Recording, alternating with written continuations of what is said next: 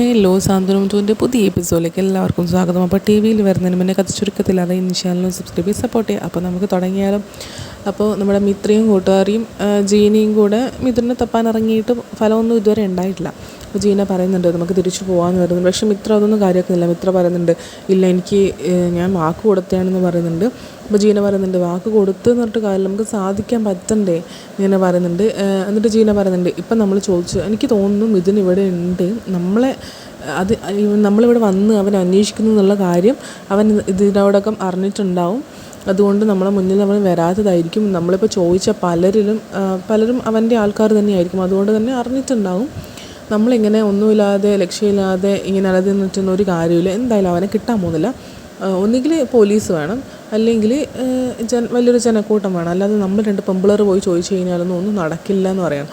മിത്ര എന്നിട്ടും പിന്മാറുന്നില്ല. മിത്ര പറയാണ് എനിക്കൊന്നും വിഷയമില്ല. അവൻ എന്നെ ചതിച്ചതോ ഞാൻ അവനെ പ്രേമിച്ചതോ അതൊന്നും എനിക്കൊരു വിഷയമില്ല. എനിക്ക് അവനെ കണ്ടു കിട്ടണം. എൻ്റെ അടുക്കൽ നിന്ന് മോഷ്ടിച്ച സ്വർണ്ണം എനിക്ക് തിരിച്ചു വാങ്ങണം. ഇനി ആ സ്വർണത്തിൻ്റെ പേരിൽ ആരും ബുദ്ധിമുട്ടാൻ പാടില്ല. ആരിനിപ്പോൾ സ്വയം ശിക്ഷിക്കുന്ന പോലെയാണ് അവൻ. എത്ര അടി കൊണ്ടാലും അവൻ ഒന്നും വിളിച്ചു പറയാൻ പോകുന്നില്ല. എന്നെ ഇതുവരെ അവൻ ഒറ്റ കൊടുത്തിട്ടില്ല. ഇനിയും അടി കൊണ്ടാലും അവനൊന്നും വിളിച്ചു പറയാനും പോകുന്നില്ല. പക്ഷേ എനിക്ക് അത് കണ്ടു നിൽക്കാൻ പറ്റുന്നില്ല എന്ന് പറയും.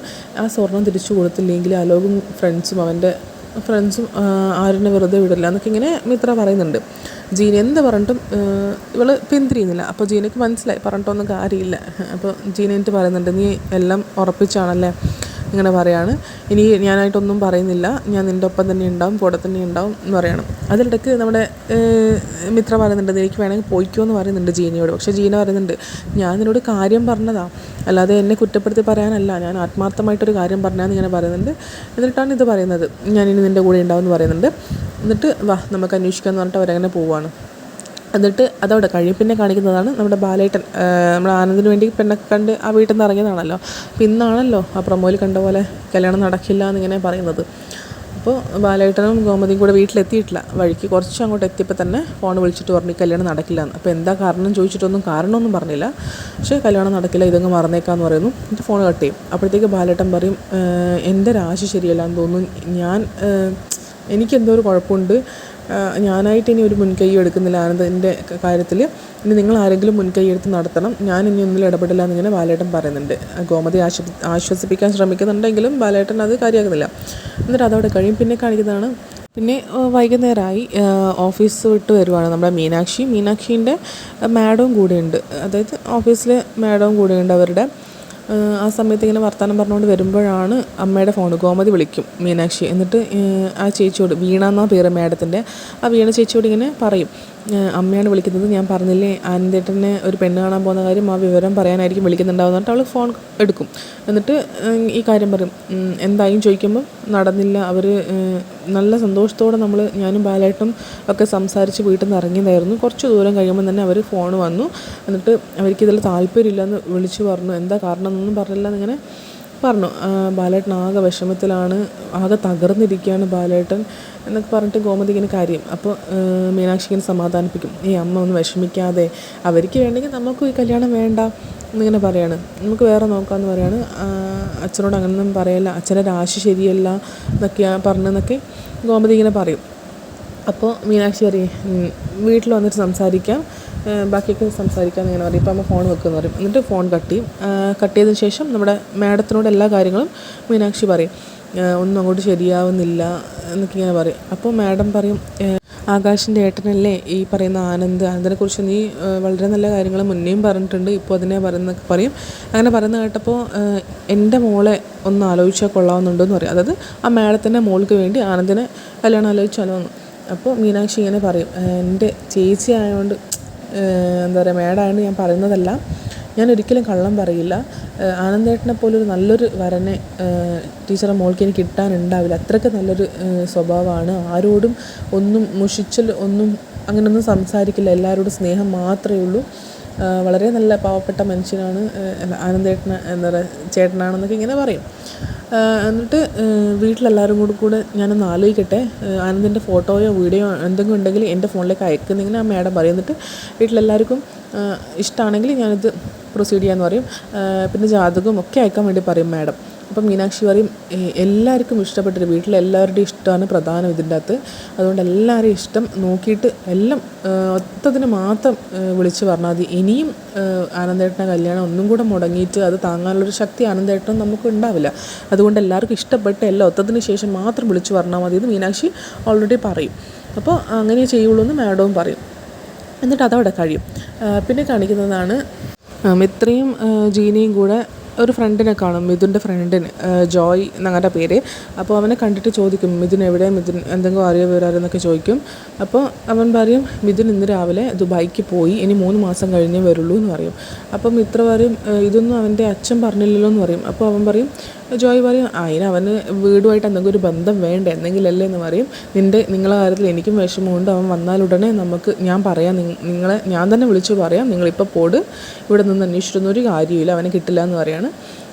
എന്നിട്ട് ഞാൻ നിങ്ങളോടൊപ്പം ഉണ്ട്, നമുക്ക് അവനെ കൊടുക്കാം എന്നൊക്കെ ഇങ്ങനെ പറയണം. അപ്പോൾ എന്നിട്ട് ഇങ്ങനെ പറയാം, എൻ്റെ അടുത്ത് ഞാൻ അവൻ്റെ പിന്നാലെ തന്നെ ഉണ്ടെന്ന് പറഞ്ഞേക്കെന്ന് ഇങ്ങനെ മിത്ര പറയും.